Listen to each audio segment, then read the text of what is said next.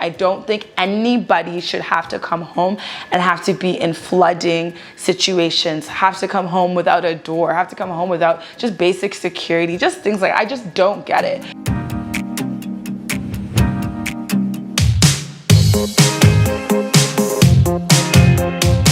Hey guys, welcome back to my channel where we're all about leveling up, elevating, and living our absolute best lives.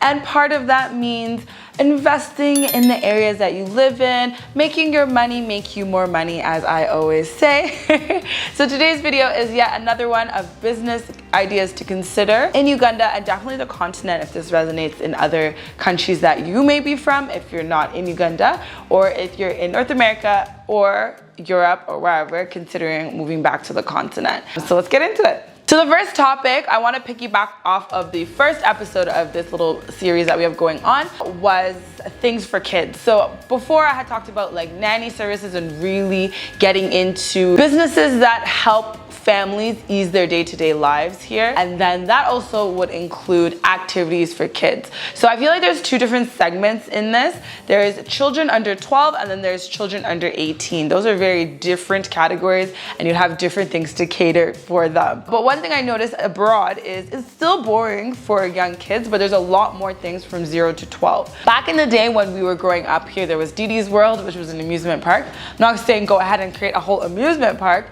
but I loved the little segments within the amusement park. There was of course the rides and stuff, which was amazing, but they also had go-karting, they had mini golf, they had a lot of little cute things that people could bring and incorporate. Another thing I loved doing that I did with my younger sisters, which was funny because I was well over 18. I'm not gonna lie, I was like 27, but they were under 18, and we went trampolining. They had trampoline parks, bungee things, like little bungee activity things for people. You can flip, do fun stuff, just different activities for kids. There's not a lot here to cater for children. Actually, there barely is anything, and if anything they cater to under 4, which is play parks and such, but even then it's very, very scarce. And it's wild because everybody knows you will spend way more on your children and you will invest a lot more in your kids than you would for yourself or other people. So really tap into making your money through other people's children. It's kind of smart if you think about it. Another thing that I've been seeing popping up a lot on the continent and just worldwide in general are places for you to do STEM with your kids. So science, technology, engineering, and math, and making that fun and interactive. One place I actually really loved, and even as an adult because it was so interactive, was the Science Center. We have a Science Center in Ontario. Mind you, when I had went, they were really renovating and changing up a lot, but even within the little bit that they had, that we had access to, there was so much to do interactively and have fun. I feel like as long as you're teaching people's children, entertaining them, you can have their money. And it's not a lot in terms of space. A lot of these places pick warehouses, not too far out of a main city and a town, but they pick warehouses, transform them, and have really fun and interactive things. And that also ends up leading into after school programs. I find it kind of weird here that children are in school for absolutely the longest amount of time I can think of. Like, I don't understand why your child is in school for like 12 hours a day. But what's really dope is if you're able to have a partnership with schools that are able to afford your services, you could do something from where 3 p.m. to 5 p.m. while the children's parents are still at work, that they're able to do interactive fun things at your after school programs. So I remember while I was younger, while I was growing up in elementary school, there would be after school programs and many kids would be enrolled in either karate or dance or whatever it may be. And a little minivan would come and pick them up, which had the marketing of the business. So obviously they're driving around the city or town and people are constantly seeing the services they have to offer. They'd pick up the children, and from a set amount of time, it really depended on the package you decided to enroll your child in and the time frame and whatnot. They would be there and interactively be at a place learning and also entertained for a set amount of time. And this was perfect for parents who could not get off work early in time to pick up their kids. So really solving problems for parents. And also I love tiers. I love offering people different options depending on the level of affordability. Of course, the best way to do business is being able to reach the masses. So considering kids in different areas, different locations, offering them something, and then obviously the people who are able to afford a little bit more. It's amazing the things that you can come up with when you're just thinking about how to service other people, their children and families. But yeah, considering after school programs is huge, not just after school programs, but on the weekends and just things for kids to do. Now, this is why I was saying it's kind of a two-part point, because under 18, from 12 to 18, that's a difficult age. Even in Canada, I'm like, I don't even know how to keep those children entertained either. High school, that's a bit difficult. But I remember we were in a lot of clubs. There was a lot of clubs depending on your interests, and considering that for students and just being able to expose them and show them some different things and, you know, building a community for these kids, and especially helps because it keeps them out of trouble as well. The next business idea that I always consider and think of, but to be honest with you, I don't know the regulations on this. Like I say, guys, always do your due diligence, but a huge one is waste management. From my understanding, there's obviously like the public waste management, and then there's private sector waste management. And then from there, I know that you can do like government bids. This is literally me, guys, asking like two people 2 questions. I have not done much research. I just know that we have a waste problem in this continent, worldwide to be honest with you, but definitely this continent, and to be living in such a beautiful country and all you see is garbage everywhere is wild to me. You can even drive out to the village, it's so gorgeous, and you're just seeing the roads with like Pepsi bottles, Coke bottles, Pepsi bottles, I don't know, it's so annoying. But waste management, huge. I feel like a great way, I mean, I don't know if it works, I've seen it in Europe, there was like a machine or whatever. A great way to help with the situation, and you'd have to see if it's profitable as a business, is incentives for people to return back. So you see how people are like so big on glass, like they don't even let you, like you can drink a Fanta in a glass and in a glass bottle, and they want their glass bottle back because they're gonna get something back from it. There has to be a way to deal with that with plastic and just general waste. I'm not quite sure, but it's so annoying just to be in such a beautiful place.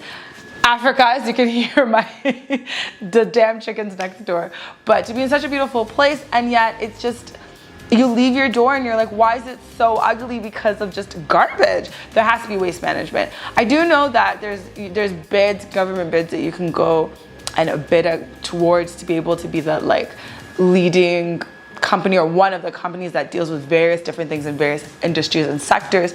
So somewhere in the waste management, there has to be a solution. Clearly, it would be dependent on yourself and your research, but there has to be a solution. I know there's just in general dealing with plastics worldwide is a problem, and I don't think there's a concrete solution. But even if it was to collect it and melt it and do something with it, it's better than whatever is going on now. And it's so harmful to burn garbage, yet everyone burns garbage here. It drives me insane. Don't get it. Well, okay, I get it. I guess it's cheaper than paying for someone to come and collect it. But regardless, there has to be something in there. Waste management. Moving to Africa, specifically Uganda, was really daunting with little to no information online about where to live, how to start a business, what to eat, where to hang out, all of that amazing stuff. So I figured I'd start a website where you can book a consultation with me and ask me whatever you like, and then also updates based on the diaspora community that we're growing here on YouTube. So definitely go and check out the website and join the community. The third and last point I'm going to mention in this video is affordable housing. Another thing that I feel like I'm a little more well versed in just because of seeing what's been offered and seeing the price points and having filmed some affordable housing myself. I do see why there's issues. I see the problems, but let's be solution focused on this channel and in general moving forward when we're thinking about developing ourselves on the continent. So affordable housing isn't really affordable to the everyday person. Not even isn't really, it is not affordable to the everyday person. Then when it is offered up, for example, I did film a video where I think it was like $32,000 for a flat in Kira, or there was an $82,000 one in Bukoto or Chisasi, it was Chisasi. That's great for if you still have a really really good job on a salary here in Uganda specifically, but I mean in Africa in general. If you think about affordable housing to the day-to-day person who does just everyday jobs, more entry-level jobs, there is no affordable housing. Yet we have so much access to shipping containers, just containers in general, which you can see. I love that solution worldwide. I'm obsessed, you guys know, with real estate. So but besides after I've watched all my luxurious stuff, I do like to see how people are turning little things like shipping containers, small spaces into these crafty, beautiful homes. And I'm like, that is kind of what in a lot of neighborhoods, the slums, the rooftops are. It's containers. So I'm like, now imagine being able to create something for a family to sustainably live in, and they can pay it off in a set amount of time where you still can profit in a set amount of time. I don't know. I haven't done the math around it. I'm not in real estate yet. I'm just really in love with real estate. I love to showcase you guys with stories and different places you can live, but I actually don't know the business side if it's feasible, but I really do think it should be an option. I don't think anybody should have to come home and have to be in flooding situations, have to come home without a door, have to come home without just basic security, just things like, I just don't get it. So I feel like if we were to think outside the box, I feel like there would be a lot more solutions available. I do see people doing affordable housing in West Africa. I have seen the options there, but even then, still, you need to be in like bank level jobs and higher level jobs, not the highest obviously, but definitely not entry level as a teller. So I really think it's a solution that we need to find for Africa, and I feel like it's something that as a business, like, you can be like, I think any business, this is how I see things, it's smart to always be able to cater to the masses and then cater to the people with money. So if you've been catering to the people with money, why not now turn a project and try and focus on those that don't have much, but who are working very hard and want to create something for their families. Like I said, when you can touch into people and really touch them emotionally in terms of their families instead of just themselves, it actually does make a difference. You can actually make money, but I don't know, like I said, guys, do your due diligence, but affordable housing is definitely necessary. It is not affordable what's being offered in Uganda right now for the day-to-day person, and it's really sad to see on a regular basis. But yeah, not to get at a damper, but affordable housing is definitely something, and I'd love to break that into a video with parts on how that can actually be attained and whatnot. But for now, these are just, like I said, little ideas I've been thinking and jotting down. So I hope that has been helpful. Please leave a comment below if these are some things that you've either tried, looked up, and what resources you did use to look them up, because I feel like it would be nice to share with the community, because there's literally so many countries in Africa. Uganda has so many different areas within it as a country. There's room for all of us to flourish. So why not help each other out and grow this community so we can all get our money to make us more money. Anyways, thank you guys so much for watching. Please do remember to subscribe, hit the bell notification button, and I'll see you guys in my next video. Bye guys.